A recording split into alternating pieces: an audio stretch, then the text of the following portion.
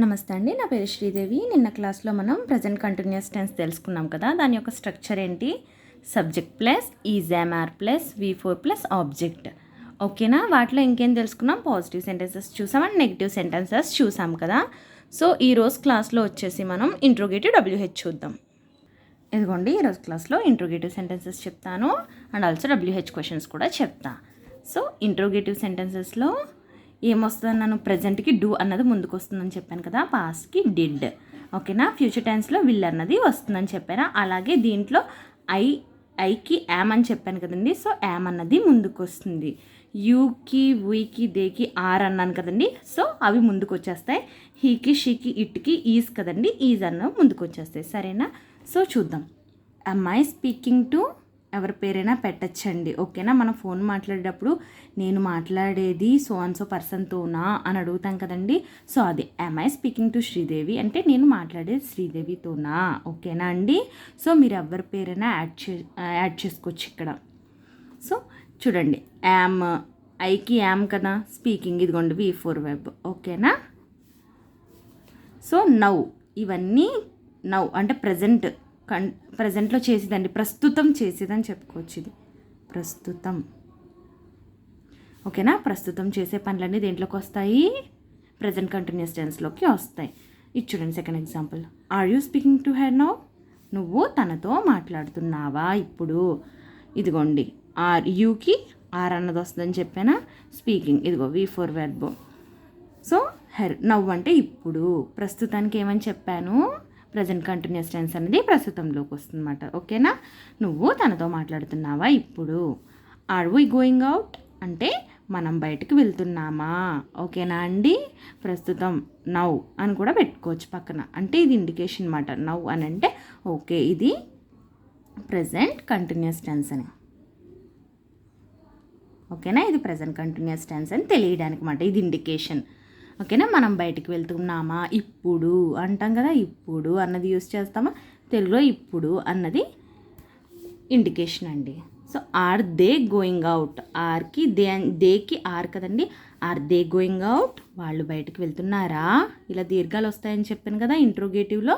So ఇది is he playing, అతడు ఆడుతున్నాడా. అంతే కదా. ఈజ్ హీ ప్లేయింగ్ అంటే అతను, హీ అంటే అతను అని చెప్పాను కదా, అతను ఆడుతున్నాడా. ఓకేనా? ఈజ్ షీ సింగింగ్, ఆమె పాడుతూ ఉందా అంటే ఇంకా పాడుతుందా అని అడుగుతున్నారన్నమాట. ఓకేనా?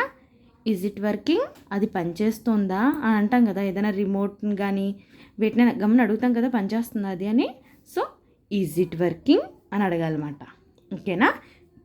ఇవన్నీ ఏంటండి ఇంట్రోగేటివ్ సెంటెన్సెస్. ఇప్పుడు WH క్వశ్చన్స్లోకి వెళ్దాం. సో WH క్వశ్చన్స్ అంటే ఇదిగోండి, ఇంట్రోగేటివ్కి ముందు what, when, where, why, how అన్నది యాడ్ చేసుకోవడం అని చెప్పాను కదా. సో చూద్దాం. వాట్ ఆర్ యూ డూయింగ్ అంటే నీవు ఏమి చేస్తున్నావు. ఓకేనా?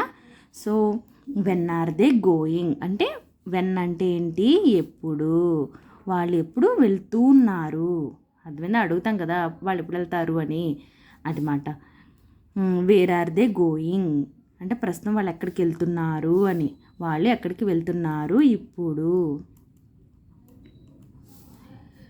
Why are they talking, why are you talking అంటే నువ్వు ఎందుకు మాట్లాడుతున్నావు. వై ఆర్, ఇక్కడ దే పెట్టుకున్నావు ఇంకో, ఫర్ ఎగ్జాంపుల్ ఇక్కడే మార్చుకోవచ్చు అని, దే పెట్టుకోవచ్చు. దే పెట్టుకుంటే ఆర్కి ఏమేమి వస్తాయని చెప్పాను. యూ, వి, దే అన్న వస్తాయని చెప్పిన ఆర్కి.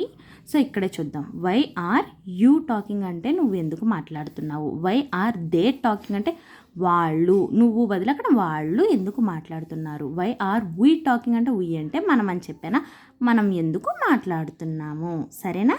అలా పెట్టుకోండి, అప్పుడు ఈజీగా ఉంటుంది.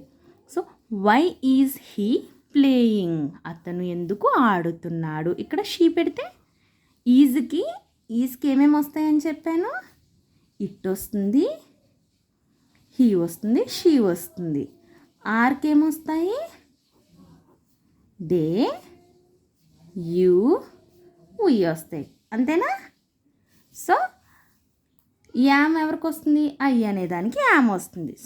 ఓకేనా? Why is he why is he playing అంటే అతను ఎందుకు ఆడుతున్నాడు. వై ఈజ్ షీ సింగింగ్ అంటే ఆమె ఎందుకు పాడుతుంది.